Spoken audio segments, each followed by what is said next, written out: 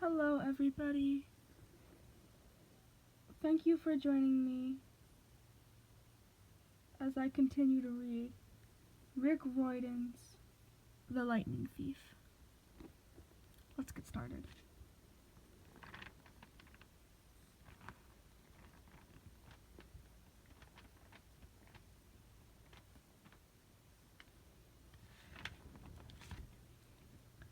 Chapter 2. 3 old ladies knit the sock of death.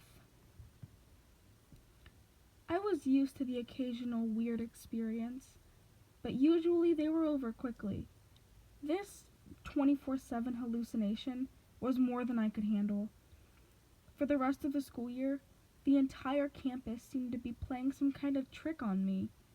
The students acted as if they were completely and totally convinced that Mrs. Kerr, a perky blonde woman who I'd never seen in my life until she got on the bus at the end of a field trip, had been our pre-algebra teacher since Christmas.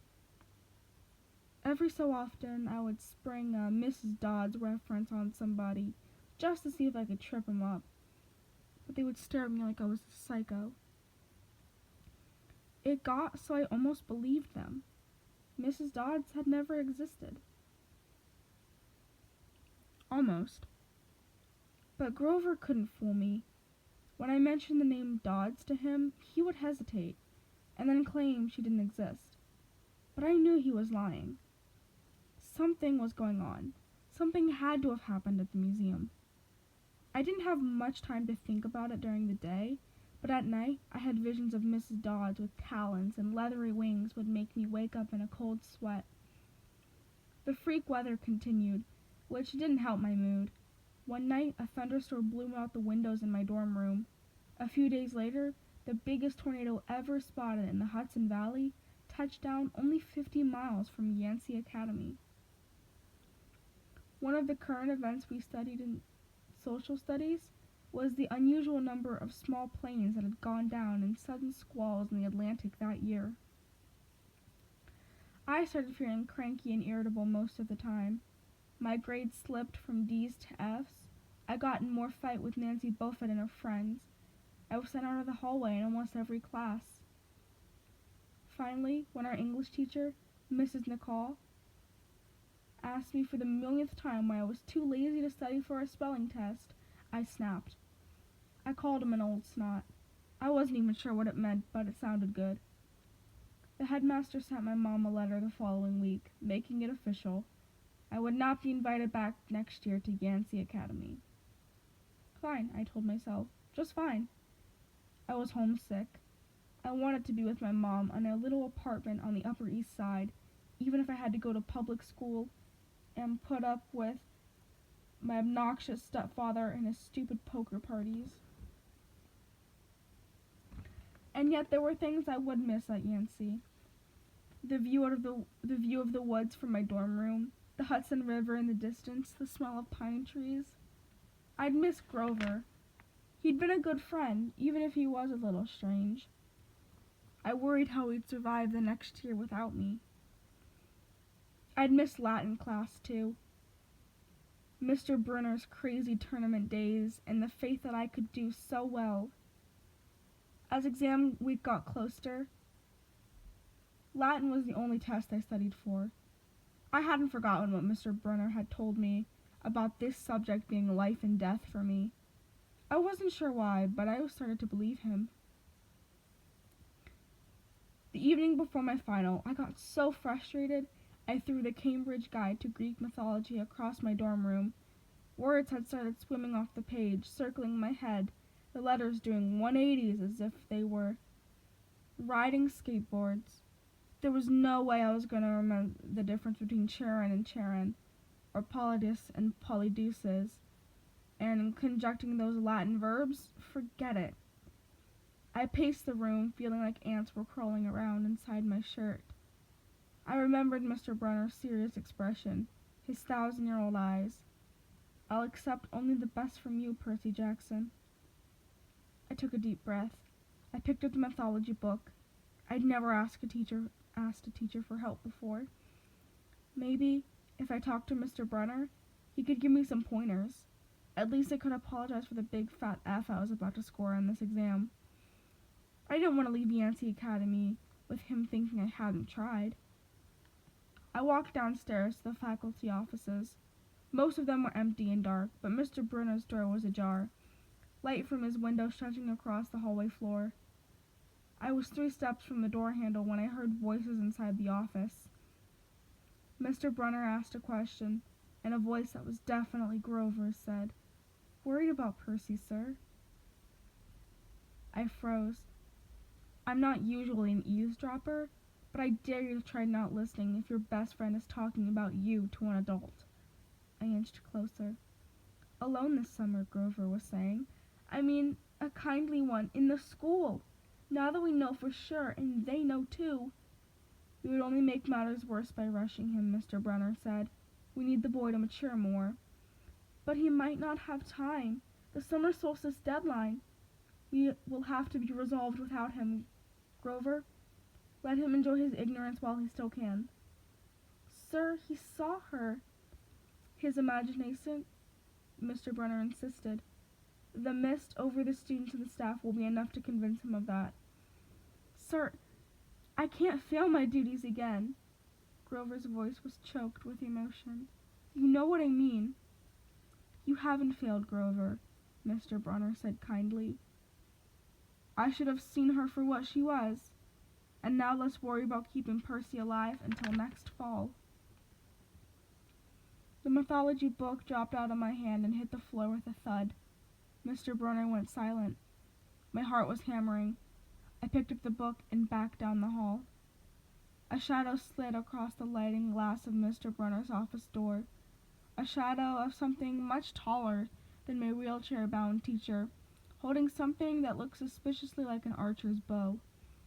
I opened the nearest door and slipped inside. A few seconds later, I heard the slow clop, clop, clop, like muffled wood blocks, and a sound like an animal snuffing right outside my door. A large, dark shape pushed in front of the glass, and then moved on. A bead of sweat trickled down my neck. Somewhere in the hallway, Mr. Brunner spoke. "Nothing," he murmured. "My nerves haven't been right since the winter solstice." "Mine neither," Grover said. "But I could have sworn—" "Go back to the dorm," Mr. Brunner told him. "You've got a long day of exams tomorrow." "Don't remind me." The lights went out in Mr. Brunner's office. I waited in the dark for what seemed like forever. Finally slipped out in the hallway and made my way back to the dorms. Grover was lying on his bed, studying his Latin exam notes like he'd been there all night. "Hey," he said, bleary-eyed. "You gonna be ready for this test?" I didn't answer. "You look awful," he frowned. "Is everything okay?" "Just tired." I turned so he couldn't read my expression and started to get ready for bed. I didn't understand what I'd heard downstairs. I wanted to believe I'd imagined the whole thing. But one thing was clear. Grover and Mr. Brunner were talking about me behind my back. They thought I was in some kind of danger. The next afternoon, as I was leaving a 3-hour Latin exam, my eyes swimming with all the Greek and Roman names I'd misspelled, Mr. Brunner called me back inside. For a moment, I was worried he'd found out about my eavesdropping the night before, but that didn't seem to be the problem. "Percy," he said, "don't be discouraged about leaving Yancey. It's for the best." His tone was kind, but the words still embarrassed me. Even though he was speaking quietly, the other kids finishing the test could hear. Nancy Buffett smirked at me and made the sarcastic little kissing motions with her lips. I mumbled, "Okay, sir. I mean—" Mr. Brunner wheeled his chair back and forth like he wasn't sure what to say. "This isn't the right place for you. It was only a matter of time." My eyes stung. Here was my favorite teacher, in front of the class, telling me I couldn't handle it. After saying he'd believed in me all year, now he was telling me I was destined to get kicked out.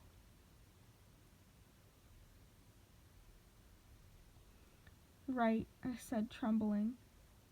No, Mr. Brunner said. "Oh, confound it all. What I'm trying to say is, you're not normal, Percy, and that's nothing to be—" Thanks, I blurted out. Thanks a lot, sir, for reminding me. Percy, but I was already gone. On the last day of the term, I shoved my clothes in my suitcase. The other guys were joking around about their vacation plans. One of them was going on a hiking trip to Switzerland, another cruising in the Caribbean for a month. They were just juvenile delinquents, like me, but they were rich juvenile delinquents. Their daddies were executives or ambassadors or celebrities, and I was a nobody, from a family of nobodies. They asked me what I was going to be doing this summer, and I told them I was going back into the city. What I didn't tell them was that I'd have to get a summer job walking dogs or selling magazine subscriptions and spend my free time worrying about where I'd go to school in the fall. Oh, one of the guys said. That's cool. They went back to their conversation as if I'd never existed.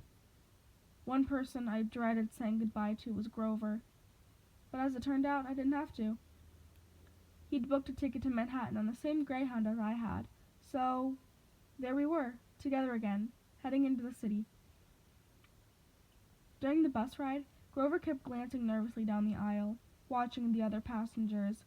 It occurred to me he was always act nervous and fidgety when we left Yancey, as if he expected something bad to happen. Before, I'd always assumed he was worried about getting teased, but there was nobody to tease him on the Greyhound.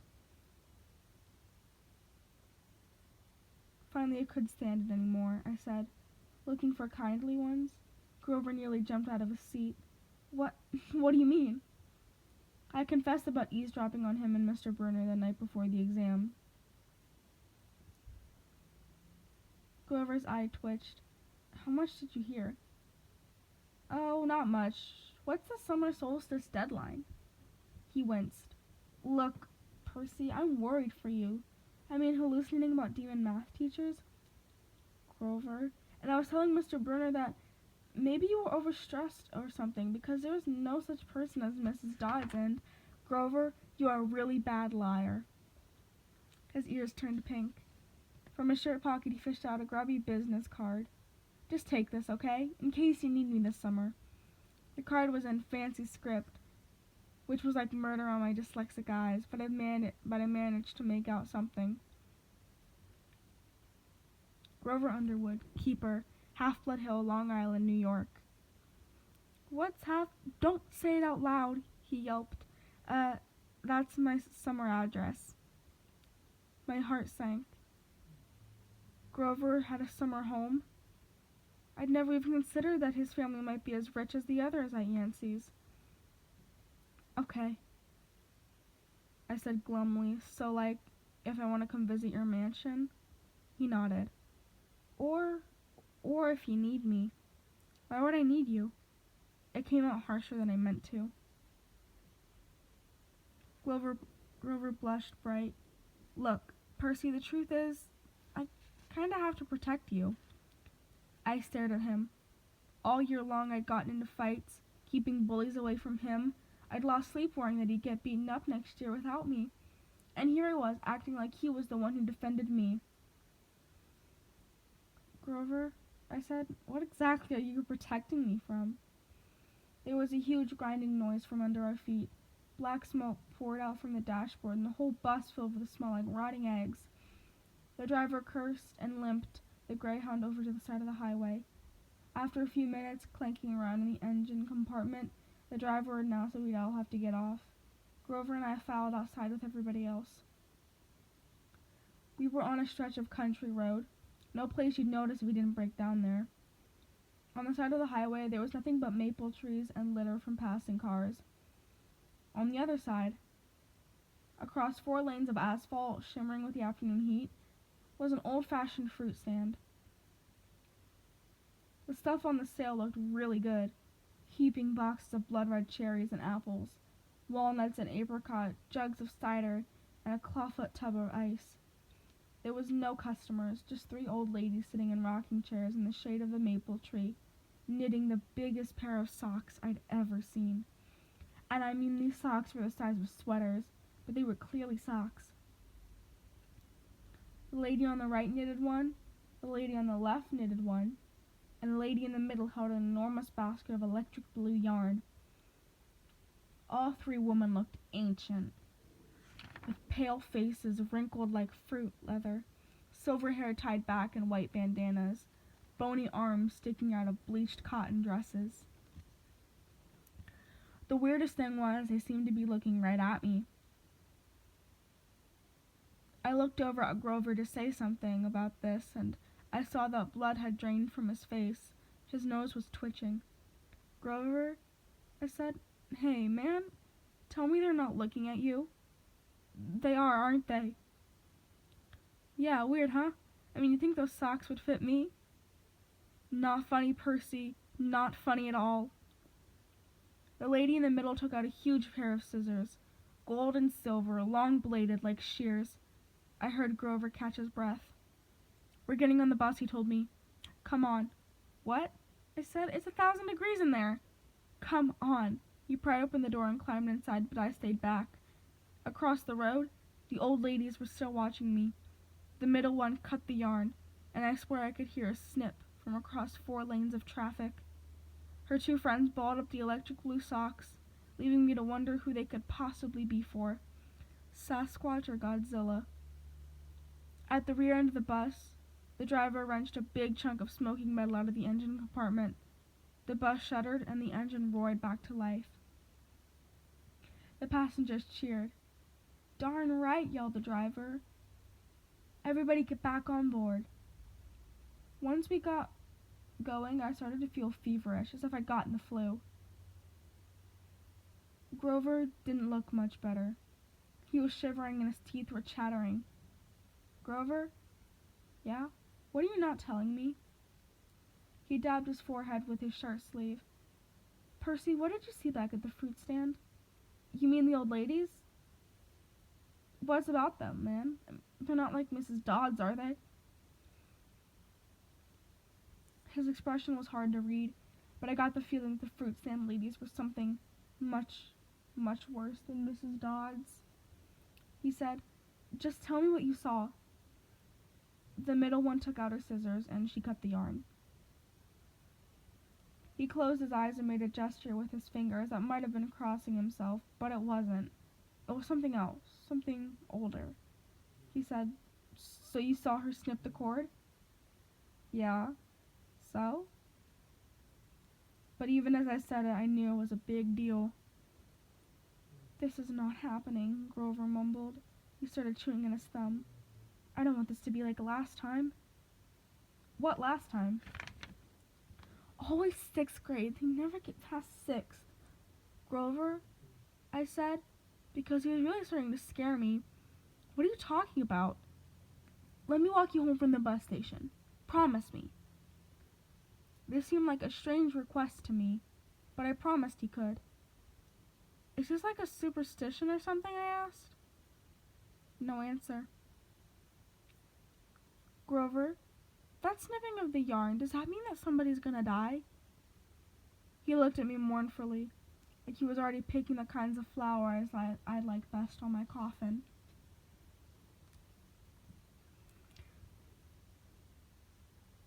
That was the end of chapter 2, and let me start chapter 3.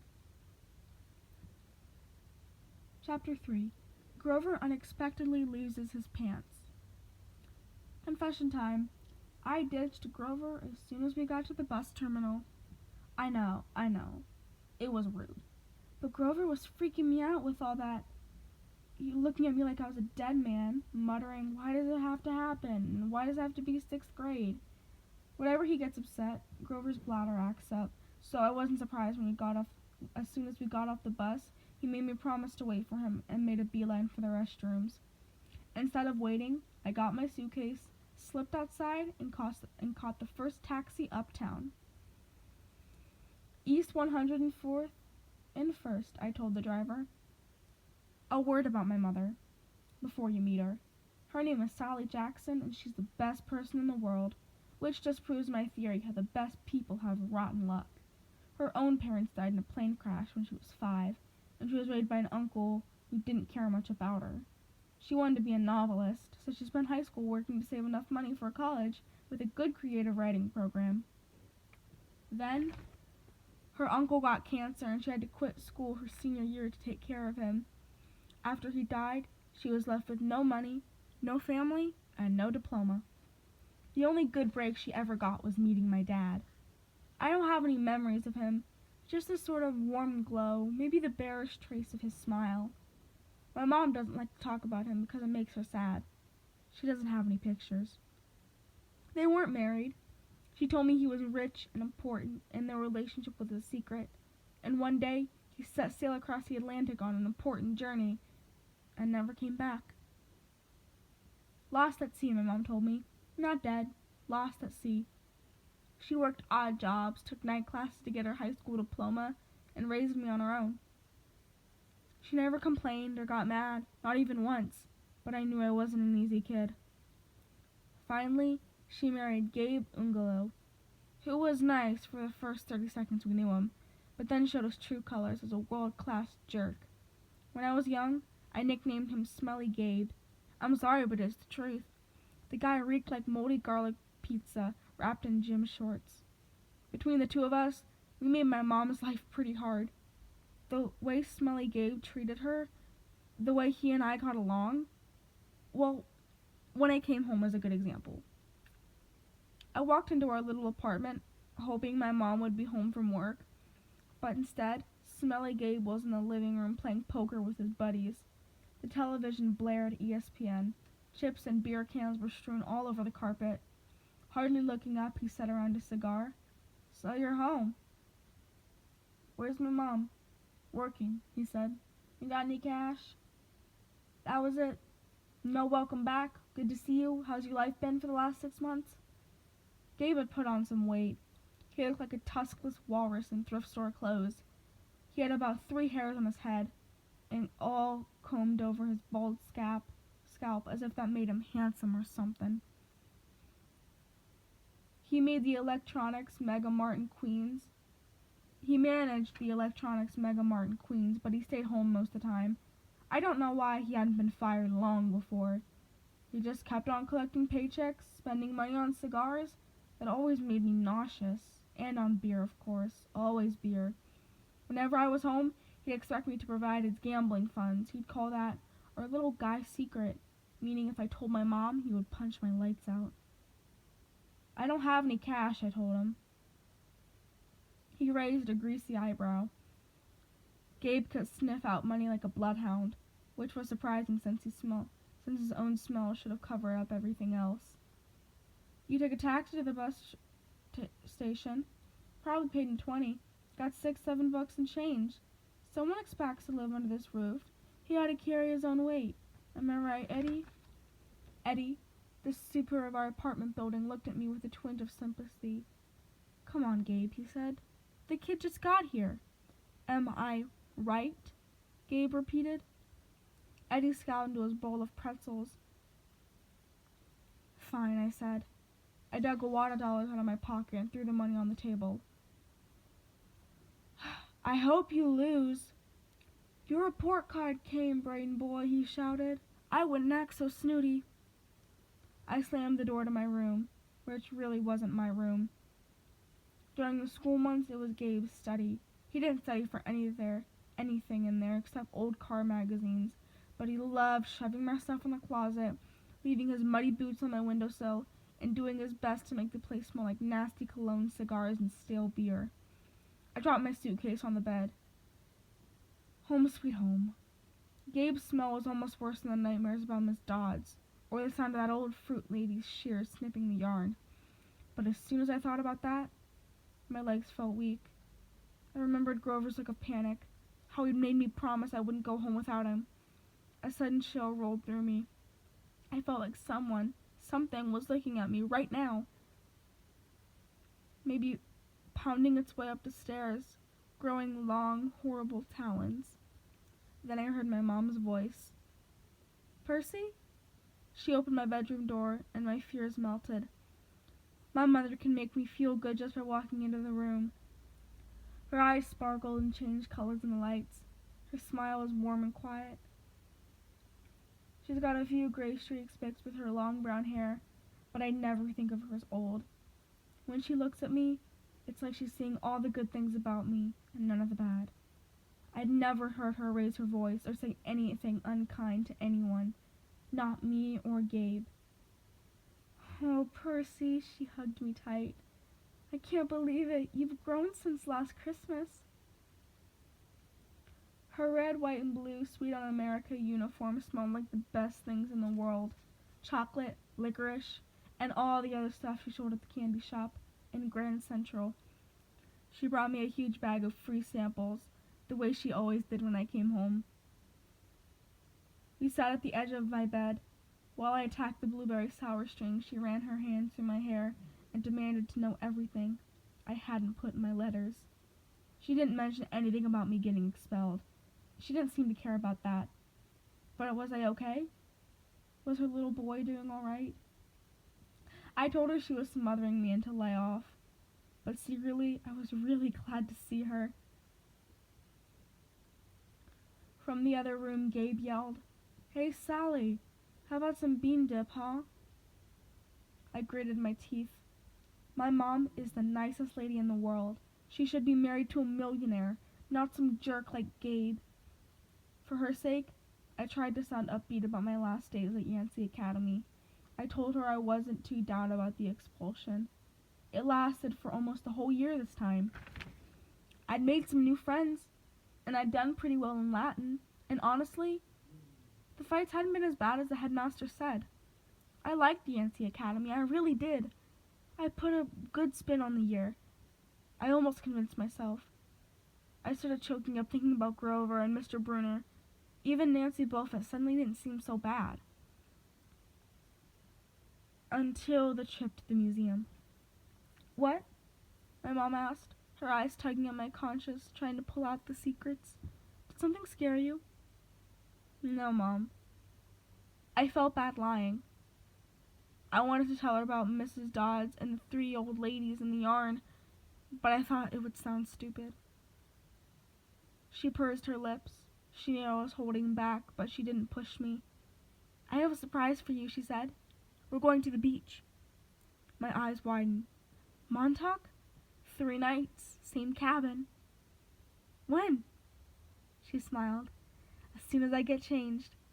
I couldn't believe it. My mom and I haven't been to Montauk in the last 2 summers because Gabe said there wasn't enough money. Gabe appeared in the doorway and growled. Bean dip, Sally, didn't you hear me? I wanted to punch him, but I met my mom's eyes and I understood she was offering me a deal. Be nice to Gabe for just a little while, until she was ready to leave for Montauk and we would be out of here.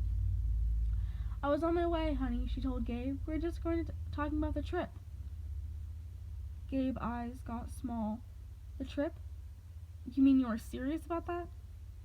I knew it. He wouldn't let us go. Of course he will, my mom said evenly.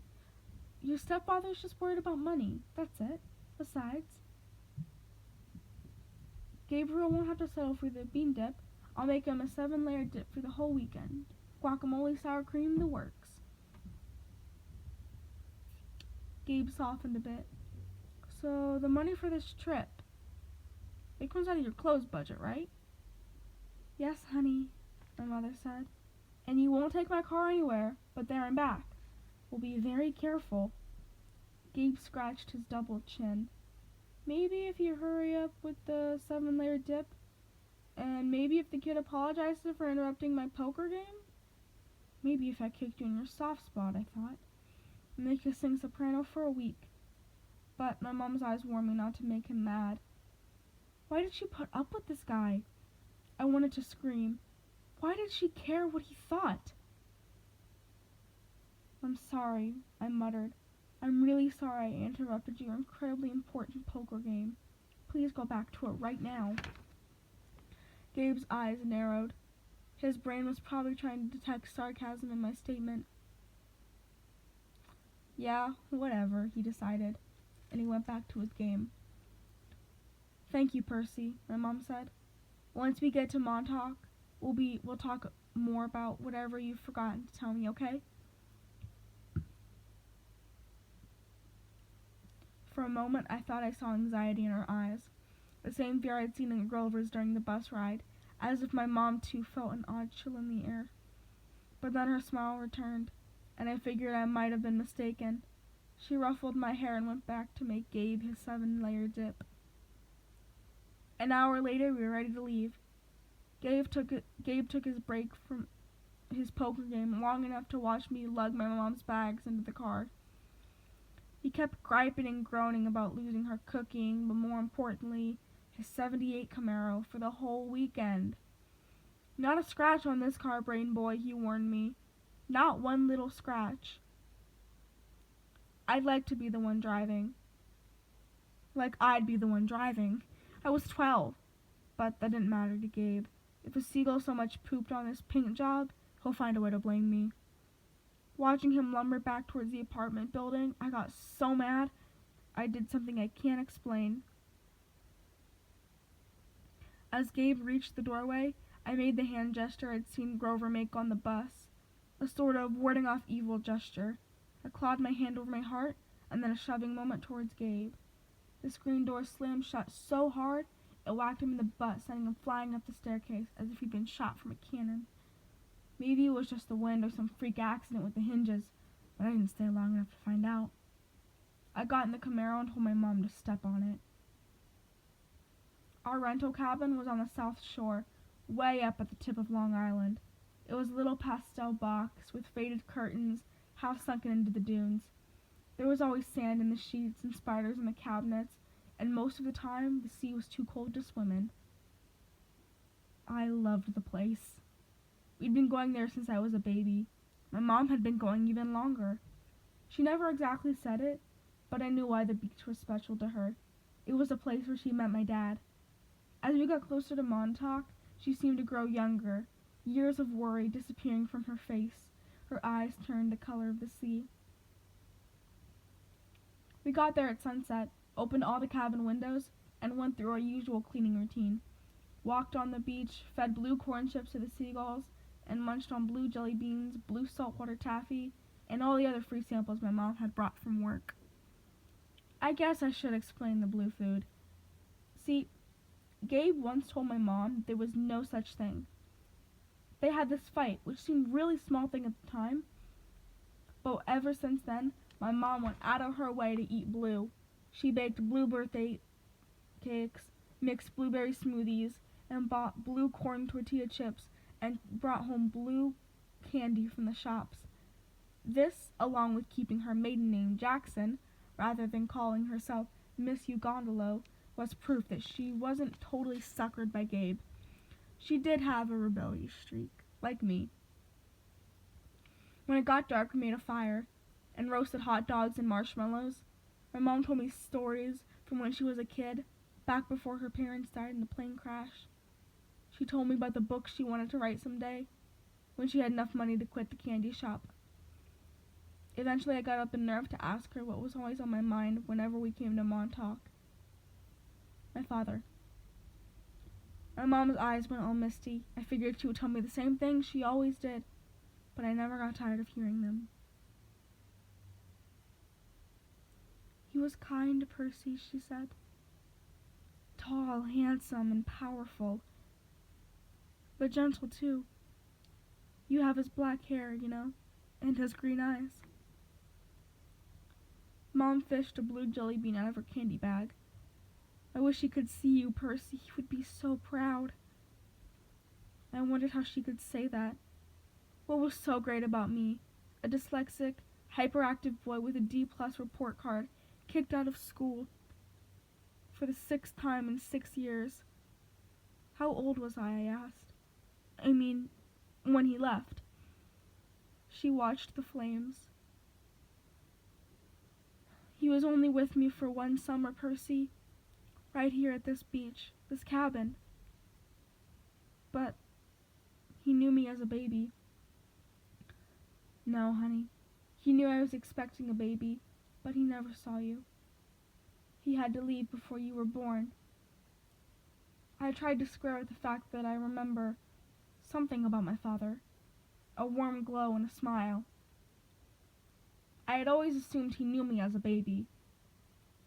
My mom had never said it outright, but still, I'd felt it must be true. Now, to be told that he'd never seen me? I felt angry at my father. Maybe it was stupid, but I resented him for going on that ocean voyage and for not having the guts to marry my mom. He'd left us, and now we were stuck with smelly Gabe. Are you going to send me away again? To another boarding school? She put a marshmallow from the fire. I don't know, honey. Her voice was heavy.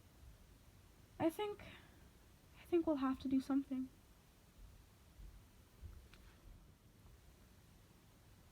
Because you don't want me around? I regretted the words as soon as they were out. My mom's eyes welled with tears. She took my hand, squeezed it tight. Oh no, Percy, I have to, honey, for your own good. I have to send you away. Her words reminded me of what Mr. Brunner had said, that it was best for me to leave Yancey. Because I'm not normal, I said. You say that as if it's a bad thing, Percy. But you don't realize how important you are. I thought Yancey Academy would be far enough away. I thought you would finally be safe. Safe from what? She met my eyes, and a flood of memories came back to me. All the weird, scary things that had ever happened, some of which I tried to forget. During the 3rd grade, a man in a black trench coat had stalked me on the playground. When the teachers threatened to call the police, he went away growling. But no one believed me when I told them that under his broad-brimmed hat, he only had one eye, right in the middle of his head. Before that, a really early memory. I was in preschool, and a teacher accidentally put me down for a nap in a cot that a snake had slithered into. My mom screamed when she came to pick me up and found me playing with a limp, scaly rope. I'd somehow managed to strangle it to death with my meaty toddler hands. In every single school, something creepy had happened, something unsafe, and I was forced to move. I knew I should tell my mom about the old ladies at the fruit stand and Miss Dodds at the museum, about the weird hallucination that I had sliced my math teacher into dust with a sword, but I couldn't make myself tell her. I had a strange feeling that the news would end our trip to Montauk, and I did not want that. I tried to keep you as close to me as I could, my mom said. They told me that was a mistake, but there's only one other option, Percy. The place your father wanted to send you, and I couldn't stand to do it. My father wanted me to go to a special school? Not a school, she said softly. A summer camp. My head was spinning. Why would my dad, who hadn't even stayed around long enough to see me be born, talk to my mom about a summer camp? And if it was so important, why hadn't she ever mentioned it before? I'm sorry, Percy, she said, seeing the look in my eyes, but I can't talk about it. I couldn't send you to that place. It might mean saying goodbye to you for good. For good? But if it's only a summer camp. She turned towards the fire, and I knew from her expression that if I asked any more questions, she would start to cry. That night I had a vivid dream. It was storming on the beach, and 2 beautiful animals, a white horse and a golden eagle, were trying to kill each other at the edge of the surf. The eagle swooped down and slashed the horse's muzzle with its huge talons. The horse reared up and kicked the eagle's wings. As they fought, the ground rumbled, and a monstrous voice chuckled somewhere beneath the earth, goading the animals to fight harder. I ran towards them, but I knew I had to stop them from killing each other, but I was running in slow motion. I knew I would be too late. I saw the eagle dive down, its beak aim at the horse's wide eyes. I screamed, "No!" I woke with a start. Outside, it was really storming, the kind of storms that cracks trees and blows down houses. There was no horse or eagle on the beach, just lightning making false daylight and 20-foot waves pounding the dunes like artillery. With the next thunderclap, my mom woke. She sat up, eyes wide, and said, "Hurricane." I knew that was crazy. Long Island never sees hurricane this early in the summer, but the ocean seemed to have forgotten. Over the roar of the wind, I heard a distant bellow, an angry, tortured sound that made the hair stand on end.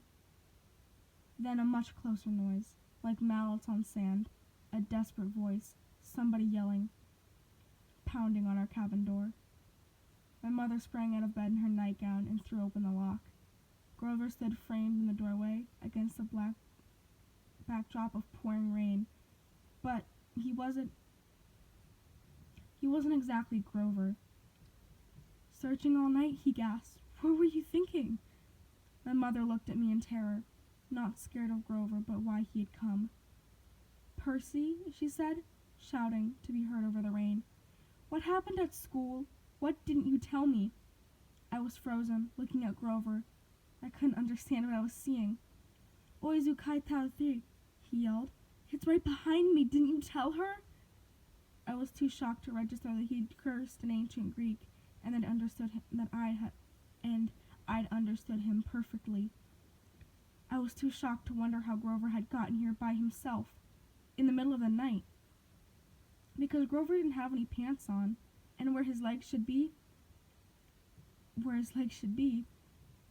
my mom looked at me sternly and talked in a tone she'd never used before. Percy, tell me now.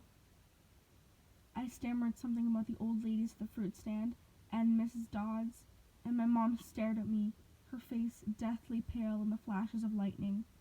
She grabbed her purse, tossed me my rain jacket, and said, Get in the car. Both of you. Go. Grover ran for the Camaro, but he wasn't running exactly.